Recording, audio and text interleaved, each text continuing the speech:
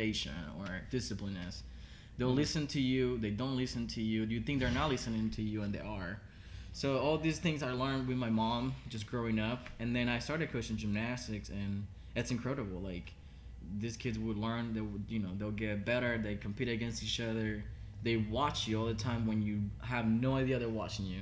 They know everything you're doing, everything you say. They remember. I like that because those are skills that you're learning from experience and not Right. like, well, this I was told that if you do it this way, this is the best way to do it. Yeah. You have real world experience of figuring out like what works Yeah. and what doesn't. Yeah, and it's amazing because you can never go wrong with kids. They're literally like, if they don't want it, they don't want it, and they'll make sure they let their parents know. But if they can be complaining, they can do anything. They'll work hard, and they'll watch you. They'll definitely make you their number one, example, especially their coach, because that's what they do every day. So I do have quite a bit of experience with that, and I am mostly passionate about like knowing not just their sport level or the skill level, if not like what they need, because these kids can come with problems from home. They can be frustrated from school and stuff, and you have to be receptive to that, and not just be like, bro. Yeah.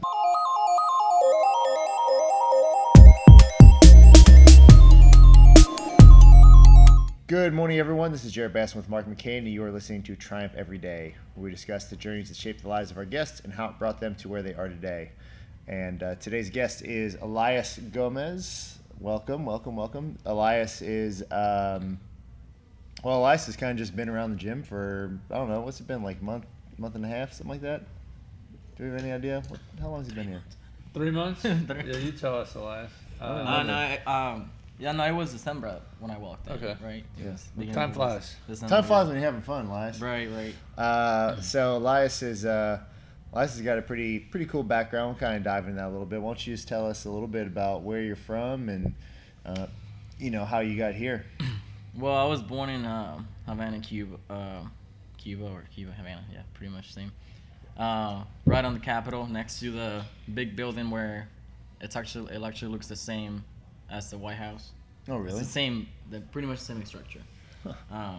Didn't know that was there. Yeah, it's you look at it and I think we're the only ones that have a building that looks just like the White House. Because it was built in the same year, I believe so. But yeah, I was born in Havana, Cuba, and at the age of 5, I was selected from my school to join the national sports school. It works a little different in Cuba because you don't get to just do any sport you want. You just they just go to schools and they try you out, and then if they think you're good, they just take you. So I kind of got lucky with that. I started because I was really, really flexible, which is, I don't know how I can do none of the stuff I used to do before, but I was extremely flexible. And they chose me to do ballet, which it was weird because I got into the national school to do ballet and just dance because I was really flexible. But I sucked at it because I have flat feet. I still have flat feet.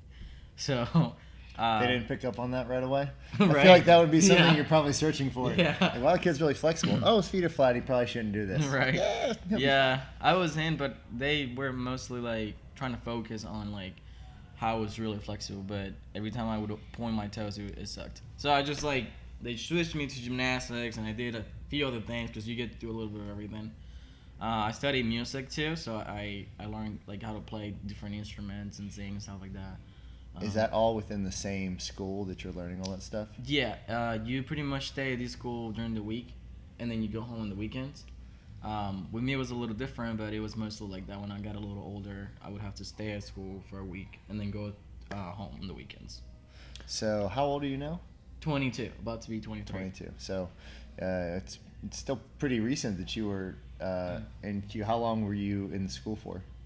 Well, I got to the United States on 2012. It was 2012 August 12th, 2012. Yeah. So it's been like 6 years, 7. Yeah, 7 years. It's about to be 7 years. And what was the transition from coming from Cuba to the United States? How did all that happen? It was pretty shocking. I was in Florida for a little while, which really helped because I got to not just be around like English speaking people, I guess. But I picked up really fast, which I was never. I was really surprised because I never had any other type of like, class or anything that was like English in Cuba, because they don't teach you that, because like we're considered like enemies or whatever.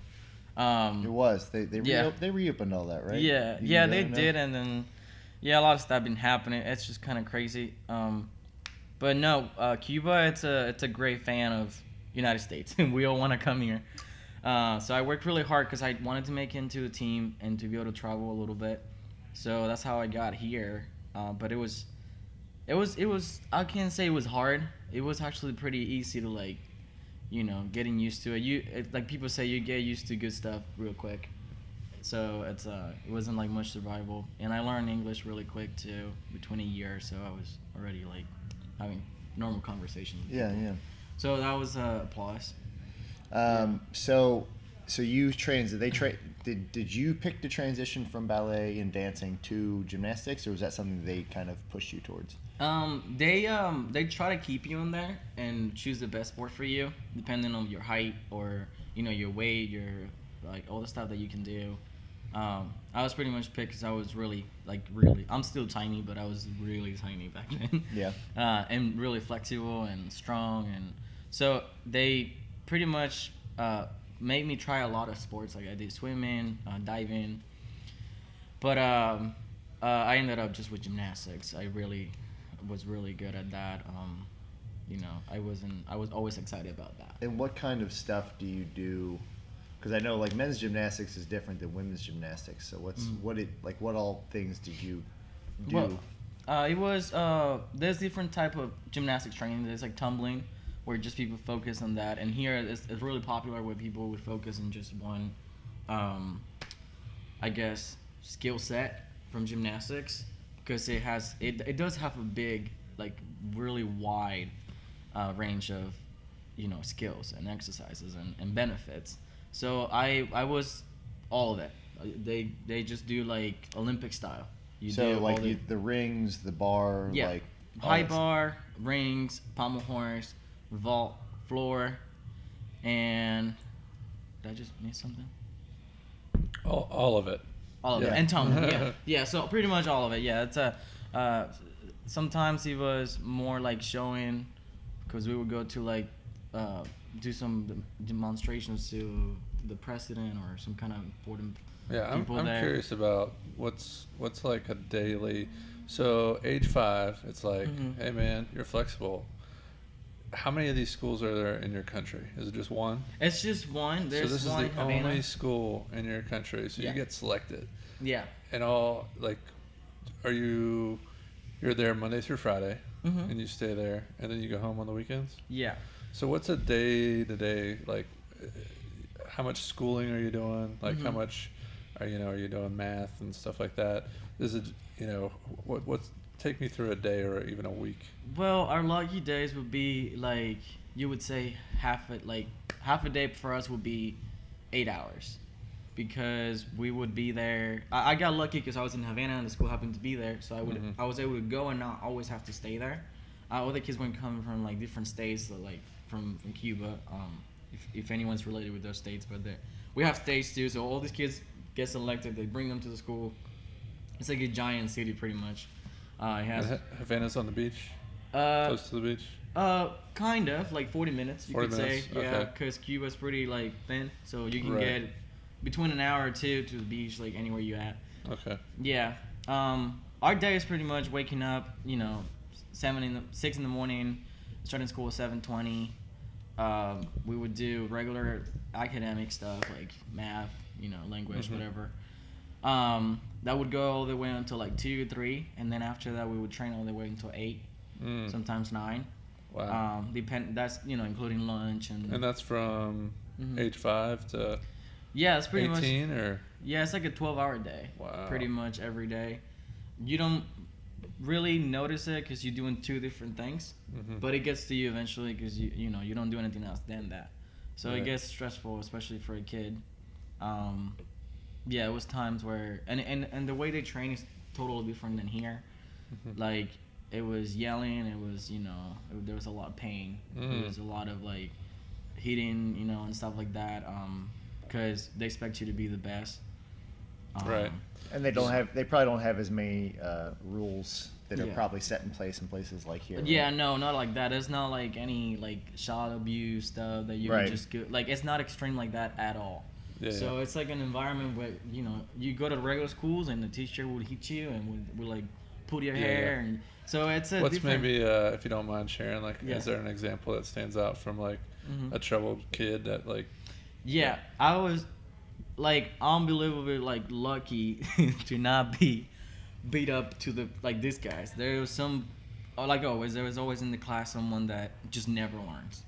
And that's the one that gets like the slap on the face, I want the roll on the head. I want to do this at the gym. Can we just start getting meter sticks? Yeah, like all style stuff. Put your hands out and like slam you with like wooden rule, and it's pretty tough. But it does in a way. A lot of people don't understand how that actually would help. Violence is never the answer, of course, but it depends on the environment. Like I grew up with that, and I am partly grateful for it. Because I know, like, it didn't kill me. It just makes you stronger. Yeah, it's important to know there's consequences. Well, there's obviously a lot of parenting, especially. There's a lot of different kind of avenues as you can go. I know like spanking is a big hot button issue for a lot of people, but I went to a school where and they didn't hit us, but I mean it was because our parents are paying money for us to go there, and it's a Catholic education and all this stuff. But we had one teacher that had a big bin about this big, and it was just full of Home Depot rulers and the meter sticks. And if you fell asleep in his class, if you were down like this, he would take it right next to your head and hit it so hard it would shatter in about 50 pieces on the desk. And it was like pretty close to hitting you. But like it was one of those things like there'd have to be consequences to you like falling asleep in his classroom. Yeah. No, and don't get me wrong, it wasn't nothing like brutal. And I'm not gathering that. I'm just very curious because I went to public school, Jerry went to private school. We had different experience within our own country, and then it's obviously, kind of to Jared's point, like this kind of like, to my understanding, and most Americans understanding that Catholic schools used to actually, like our mom and dad's generation, they were still getting hit by their teachers. So that's not like, oh my God, that's crazy. It's a one generation gap. Exactly. Yeah, it's just. And I mean, especially if you're doing sports, you're a kid that literally is doing all this like type of exercises every day. Your coach coming behind you and just doing this in your head, it literally is nothing. I got hit on the head with like a high bar. Yeah, I've gotten like doing like my my layouts on top of the high bar releases. It would hit my neck, which that's supposed to break your neck. Right. And you would miss, hit your neck. It's nothing compared to like your coach like yelling in your face and just slapping you in the back of the head. It wasn't, but it was like stuff that it would freak you out more than that. Right. But it really makes you a better person. Well, I think it's just holding that standard. You know what I mean? Like they're holding a stand. They're holding you to that standard. And obviously, anyone that's in a position of power can abuse it. Right. And it doesn't sound like that was really going on, but you see that a lot with, at least just in the videos I watch of like the Chinese. Yeah. They have very similar kind of culture. It's the same style. Yeah. Because they're all, it's like, I guess you could say like communist style like of training. It's the same. It was the same with Russian. Our coaches were taught from by Russian coaches and Chinese. So we even had a Russian coach that would come pretty good, in a while. And this you would bow to these guys because they're like they're like 50-year old and they can do the same routine you're doing and better than you. And so it's like it's a lot of example too. A lot of respect, my training it's based on a lot of like I see you doing it and I do it. My coaches, so that really does make a bigger standard. Did they build in much time for fun? Was it? Yeah. They had like some play and playfulness and stuff like that. Yeah, we were. It was pretty much like rewards. So if we get to do good, it was gymnastics games. It was inside of the gymnastics gym. Right. But it was still games, so it was part of like it was like pretty much just the same as conditioning, but fun. So that was pretty much our fun time. I honestly could say I never even had a TV. Wow. Never had like any electronic devices at all until I got here. Wow. Like that. And you're 22, so when did you graduate high school? I graduated here. I actually did finish Okay. high school here when I was 18. Yeah, right when I turned 18. So that's 4 years ago. That's 2015. But I was doing some high school in Cuba. When I Right. came, I was 17, so I was already like, because our education is different, because it's more advanced, so you finish school faster. Sure. So we don't have like all the way until 12th grade. For us, 12th grade is considered like college and stuff. Yeah. So, but you go to school longer too, so you learn faster. Sure. But yeah, the system was like that, and I finished high school here. But when I was there, like we didn't have none of that. We had like every person a house phone, just like a line phone, but there was no cell phones, just like no electronics, none of that. You don't. Wow. Yeah. That's No fast food interesting. place, no like many That's- restaurants. yeah. You know. That was funny too. Yeah. Just coming back from Costa Rica was a breath of fresh air because like there isn't a lot of that. It's Yeah. kind of what you're same thing you're talking about, where it's Yeah, like yeah. until you get to some of the major cities, like I think we didn't see we saw like a Subway and like Liberia and like a Taco Yeah. Bell, but like that was the only thing we saw. Everything else were or they're called sodas. Is that right? Sodas are basically the hometown restaurant. So Yeah, we that's the other thing, like Cuba doesn't, since they don't have like we don't have any food chains that are from here at all. Like our food chains are people, just like private Yeah. Right. little restaurants, stuff like that with the government. So, yeah. And I don't expect you to know this off the top of your head, but like obesity rate in Cuba, you know what I mean? Like is people I bet by I and can look large that are up. people not? Yeah, Jared can No, use the actually, interwebs, but go ahead, sorry. and in Cuba it's actually hard to see that. You'll find like, After you obese saying that, I people. would expect you, to Yeah. follow up with that because that's I'm very curious of. I believe fast food was really, popularized in the '60s in America, and obviously, pre-fast food, and obviously now technology is making us even more sedentary. Well, You're just seeing this balloon and. the funny and then part. yeah, go ahead. So the funny part is since a lot of those relations between the U.S. and Cuba have softened a little bit, there's just a quick article speaking about how there's been a 18.1% increase over recent years in overweight women and 11.4 in men, Yeah. just because of. Yeah. I mean, it's sad, man. Yeah, I mean, really- it's it's really sad. sad. That's, Yeah. You'll find people like that, but our people. First, it's pretty hard to get by with food too. A lot of people are really struggling. I was struggling as an athlete. Like I was eating, they were giving us like no joke.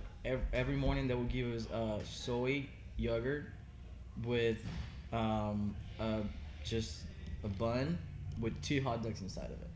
That was our breakfast most of the time, and then like some crackers or something on the side. So like a national or just any athlete, any kid, eating that, it's like, what the heck? Like that's what you eat when you like literally have nothing at home, or you just want to eat something at home. Yeah.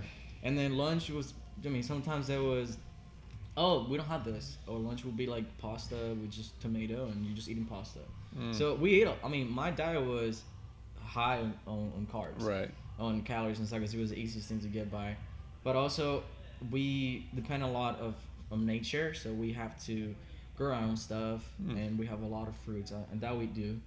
A lot of fruits, a lot of vegetables. So most of the diet is that people get by just eating fruits, or just eating vegetables or something like that, or grains and rice. And so obesity, it's You guys not. didn't get a lot of meat. Yeah. You- No, not a lot of meat.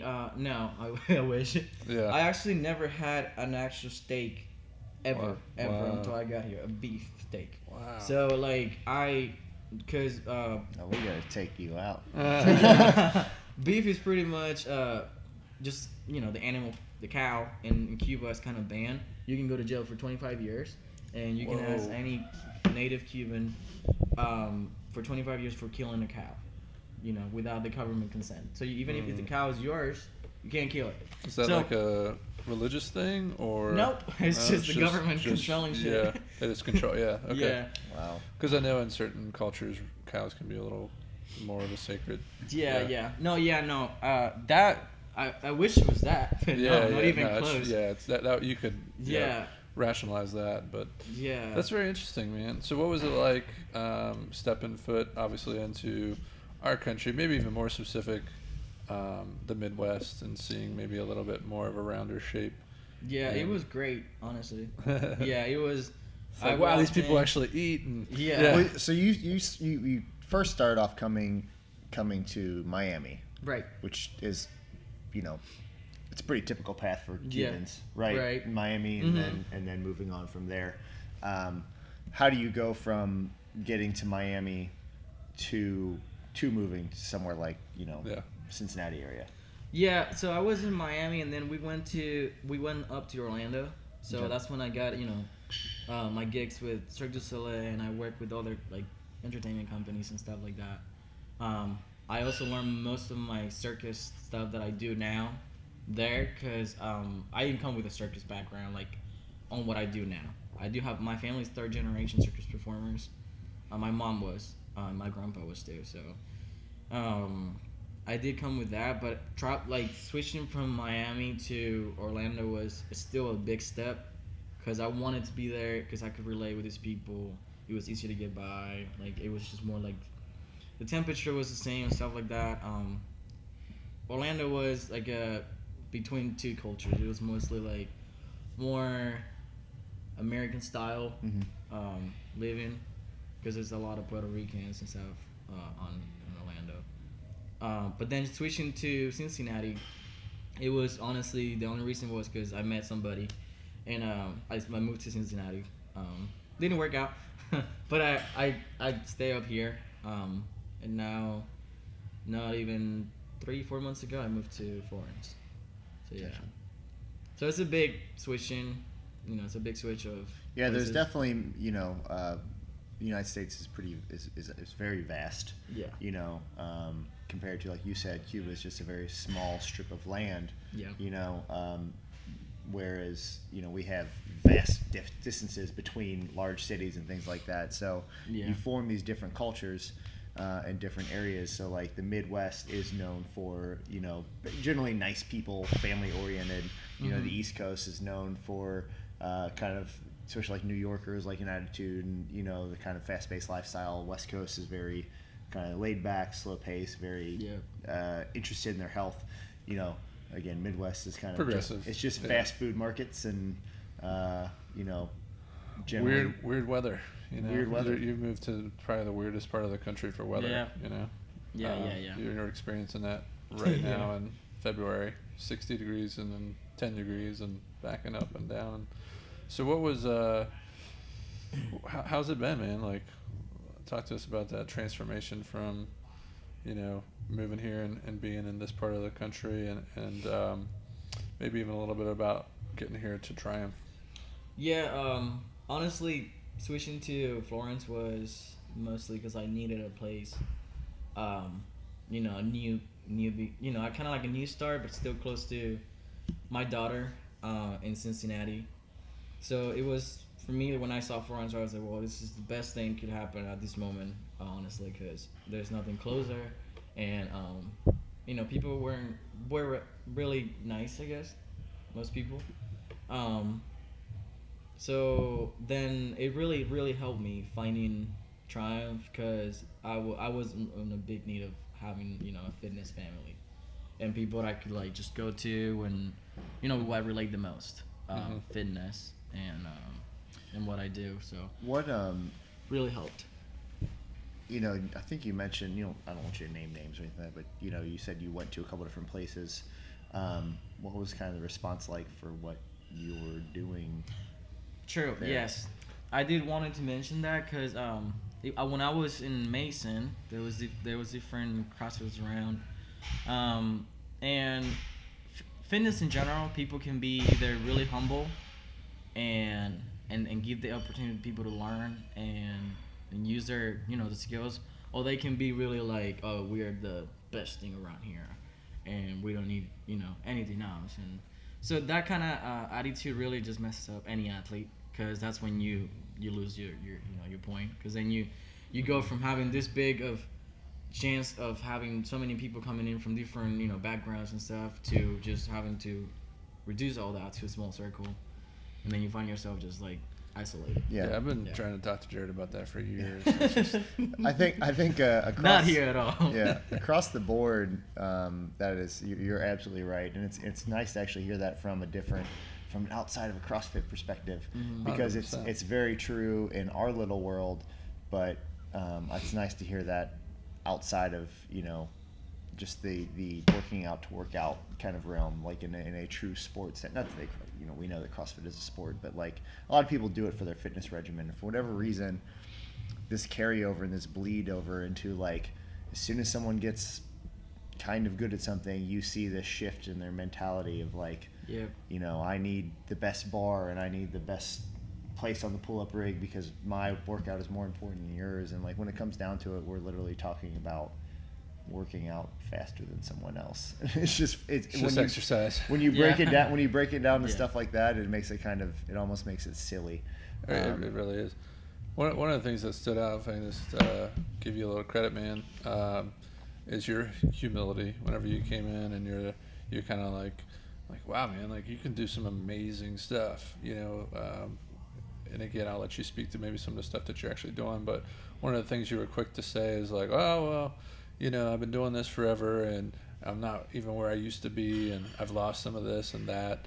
And for a 22-year-old kid to have that headiness to you and that humility, it's really hard to find, because whenever you're just popping in and, popping up on parallettes and doing, free standing handstand push-ups on parallettes, like we find that very amazing. Yeah, it's super duper impressive, and I think that would be in any gym has, and it's really, really cool. And then for you not to pop down and be like, hey, look at me, I'm doing this. That's just what you do. Right. And at first I was like, whoa, this guy like serious? Like, he's just going for it. And then it was just clearly like, wow, this guy is just really, he just moves really well. But at the same time, we're like, hey, I still need to, learn some barbell movements, and I'm interested in learning more. Right. As opposed to, I know everything, leave me alone, just let me do my thing over here. And I feel like that's happening in a lot of gyms. I mean, me and Jared have been around now for a while, and it's like, kind of like he's saying, like someone gets their first pull up, and then all of a sudden it's like, oh, watch out. They break out the velvet rope and corner, have a cornered off area, and I think it has valet parking. I think it has a lot to do with your coaching as a kid. Yeah. Right. Because like you said, you were humbled pretty early on by like these 50-year-old coaches who were like besting your routine, and they're like much older than you are. Right. I think that has a lot to do with it. But I do. Speaking of things that we've seen you do here, tell us a little bit about the difference between like gymnastics and like the aerialist stuff that you do. So what's the, like, because I think it's a clear difference, but like there's still a lot of the same elements. So what's the biggest difference between those two? A lot of it's using, especially like circus. It's just like aerial arts, which it's inside of circus arts. It's getting bigger recently with people that have all these gyms going on now. That's just aerial stuff. But I feel like the biggest thing that circus offers is variety. You'll see any person, any way, any background be able to do something. Because, and that's what it's not a big thing. Like, you don't never hear nobody talking about the circus and anything. But I don't know if you guys saw the movie, The Greatest Showman. Mm-hmm. It's just such a great movie for anyone to, identify themselves. Because that's how I felt when I used to walk into any gym. I was doing my stuff not to show up. It's just because that's all I can do. And that's how I work out. And because, I miss gymnastics so much, I don't have a whole gym that's just gymnastics oriented. So I can't train that stuff. And a lot of people would take it as, I would show up. So I would always wait until there wasn't enough people to go do my stuff. Or, just try to do it at home and things like that. And sometimes being good at something, it just makes people walk away from you. And it is kind of ignorant, but a lot of people are afraid of this challenge, and they think you're challenging them. They're just challenging themselves, and you're like, no, nobody's challenging nothing. Right. So, but yeah, I feel like gymnastics helped a lot with that. But I found my place in circus because I was like, nobody honestly cares much about gymnastics. you never hear like the Super Bowl for gymnastics. Right. You know, It's the Olympics every 4 years. yeah, It's and the basically- Olympics are like, oh look at that, oh my god, all right. Next to the I don't know, anything that's the Olympics that is more, exciting, like boxing, I don't know, or something else. Right. So it's just what it is. They don't give it enough credit. I Yeah, feel like every athlete, for time put in yeah, and energy and all that stuff, like it is definitely not very highly recognized. yeah, Like you said, you kind of have only a couple routes after your quote career, and that's Yeah. usually going to be open up your own studio and teach kids your entire life, or join some sort of performance act. yeah. You'll see these big gymnasts. The way they make their money, and and that's just the thing in the United States, especially, it's because they get either sponsor to some kind of gym company. You see them jumping in the air, like showing how flexible the pants are, or they'll like be promoting some kind of protein, workout powder or something. Like that's how they make their money, but it's just not enough marketing for that. And like you said, the only way you can make money is either coaching. You see all these national athletes just coaching. They'll train and then they start coach just like anybody else, like 8 hours a day. I have a regular job. I still struggle. Some people are not even recognized anymore. Scott Johnson was one of a gold medalist for our gymnastics team a while ago, and he has a small gym in Florida. And I know the guy. This guy was the best in the world, like all around. But he has a small gym in Florida, and that's like what you usually do. You just coach, or you have a gym, or like the Monkey Boot Camp, I think it was called. Yeah, Power Monkey. Power Power Monkey. Monkey, yeah. These guys, it's amazing. But he used to be a gymnast. Right. But yeah. he does CrossFit now, and that's because it's more popular. That's the way it makes money. So it's a sad reality. Here's the good. exciting thing, though, especially for someone like you, Elias, where you do have some humility and you have some drive to want to learn, is finding a way to mesh what you do and how to teach. Because the really honestly the untapped market now is adults. Like kids, for generally speaking, to be competitive, you have obviously a very small window for kids, but like adults do want to learn this kind of stuff. So the more you can look at Power Monkey is probably the best example. They have camps that are $1,000 or something like that. They're expensive. Yeah. To go to one of their camps, and they're providing a fantastic value. So there is some excitement out there to where you can actually take some of this knowledge and apply it towards pursuing a passion that you still have. So anyways, with the are they just called straps? What are they called? Yeah, so those are area straps. I fell in love the first time I tried them. It's considered, if not the hardest, one of the hardest aerial apparatus to use, because they're not just hard, they hurt. Yeah. And every single they literally rip your skin, like you'll be bleeding, or you have it splits your skin, gets you really dry. But they also every single movement in that it requires a lot of strength. So unless there's aerial silks. Silks are, you go to a silk class and you can do 5 skills by the time you're done with the first class.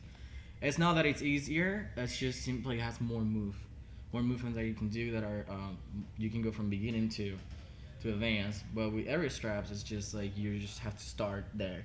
You're gonna have to have some kind of background. You have to have some strength to where you Yeah. can't just jump on and learn something Yeah. and be amazing at it. Yeah, no.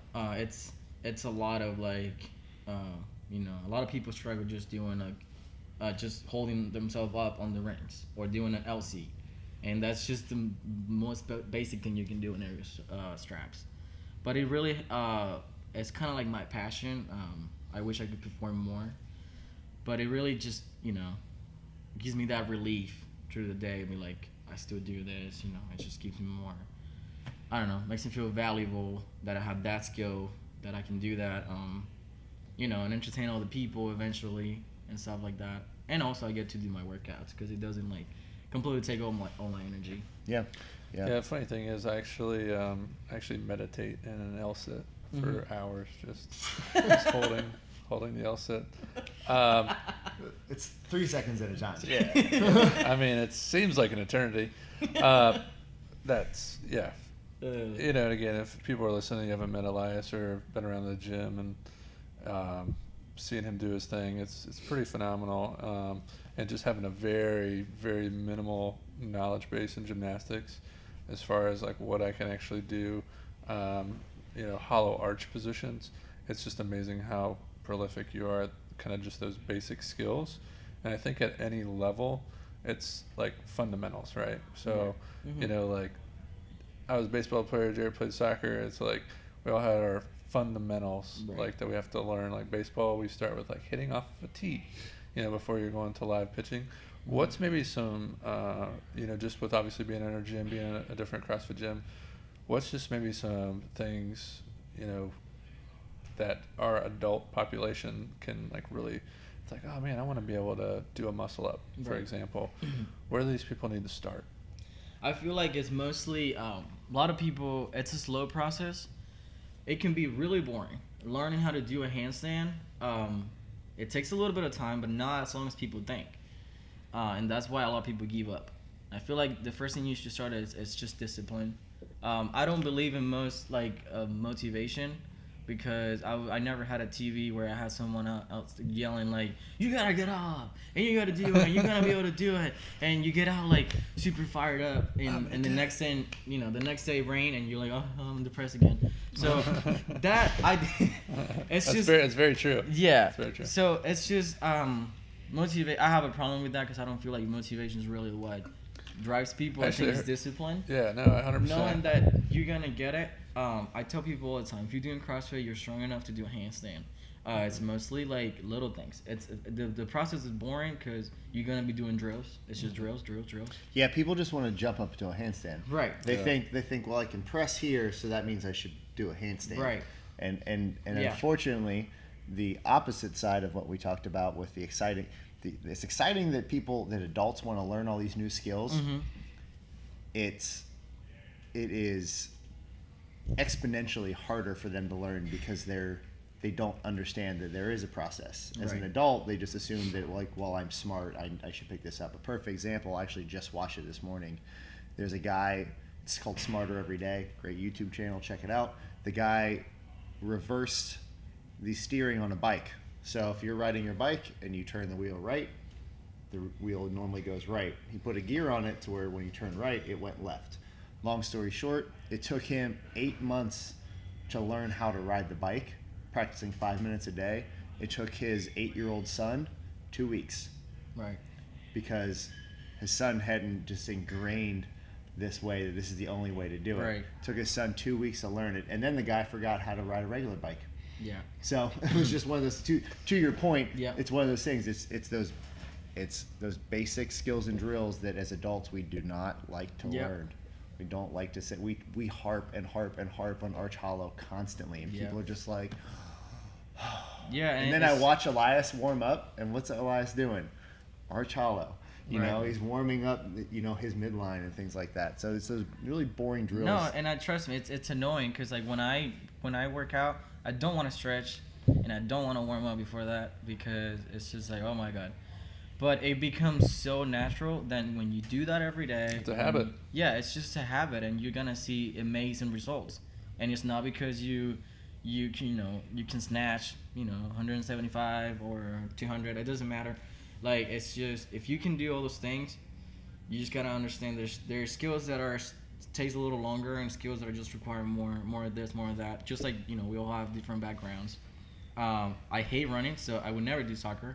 Because it's just like, and it bothers me because I was never good at soccer, but it's amazing watching these guys just running for like 2 hours straight, just like nonstop, just like freaking all back and forth, and I'm like, how are you not melted? Like, a lot of you should be melted by now. And it's all perspective, and it's that's just discipline. 100%.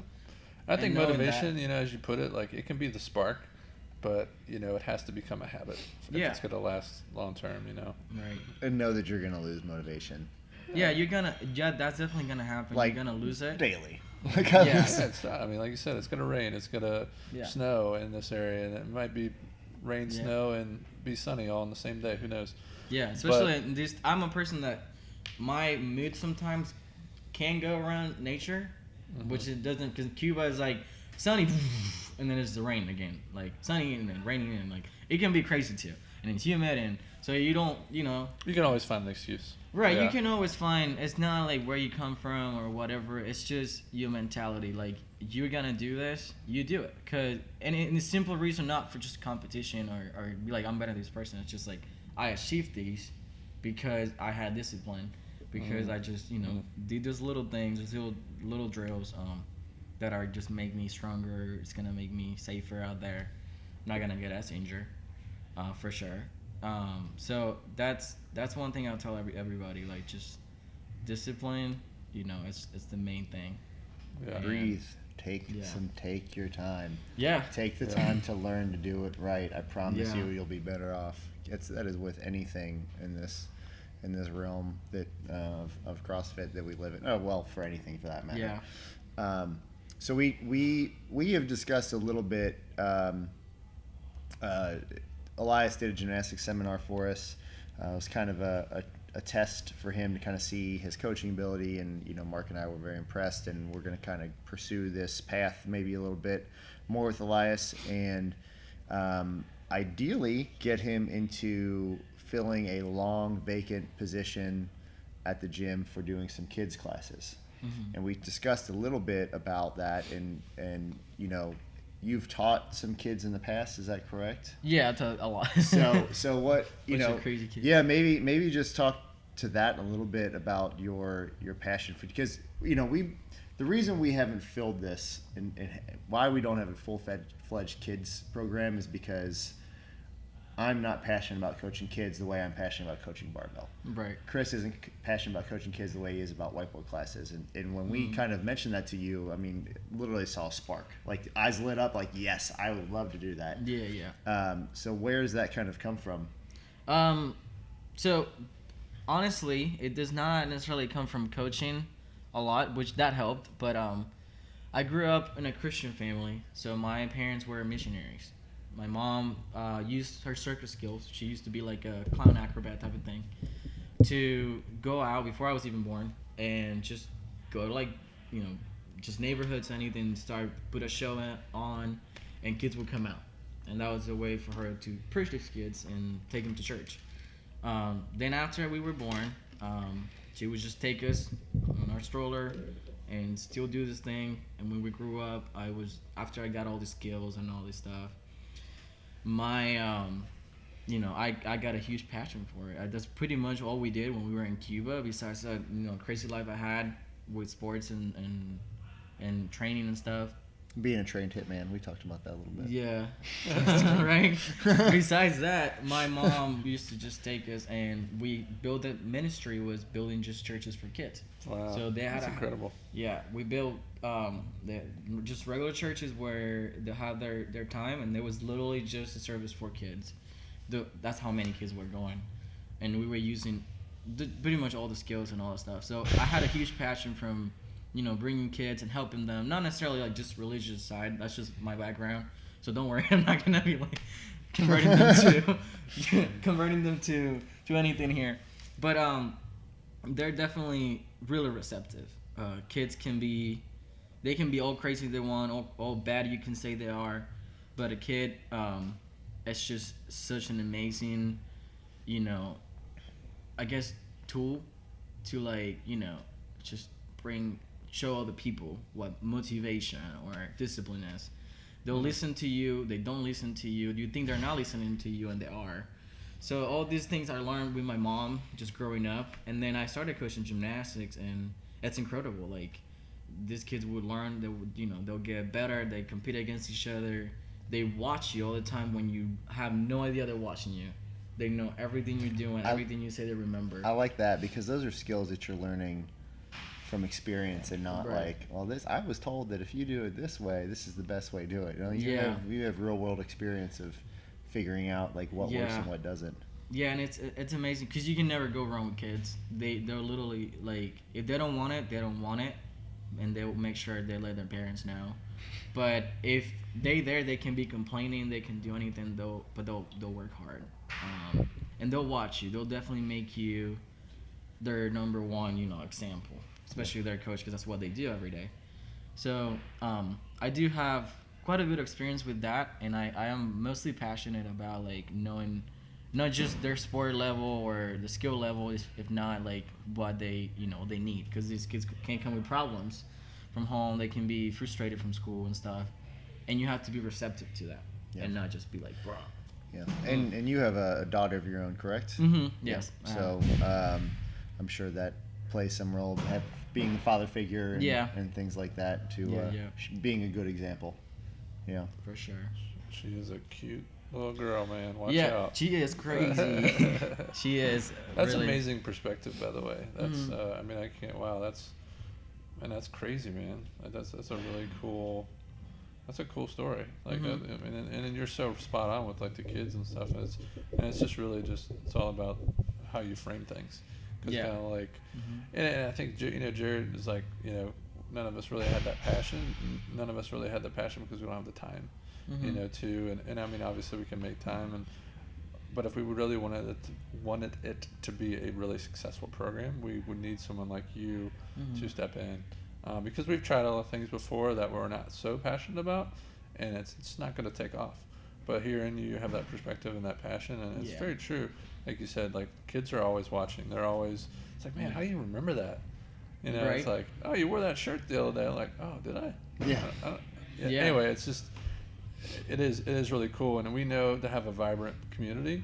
There's certain things that we're currently missing, and the kids program's absolutely one of them. Because kids do bring that such a lighthearted like joy, to be around and stuff like that. So that's really cool, man.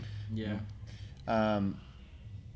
So I'm very excited to have you on. We're closing up here in the podcast, and Elias is about to shadow us and kind of start his journey with us, and we'll get him certified here in the upcoming future, and hopefully have him, rocking out with the kids program and doing some extra coaching here, obviously lending us his skills, because we know it's funny because like the muscle up is always like the holy grail of like CrossFit athletes, and like it's just like that's how you get on the rigs.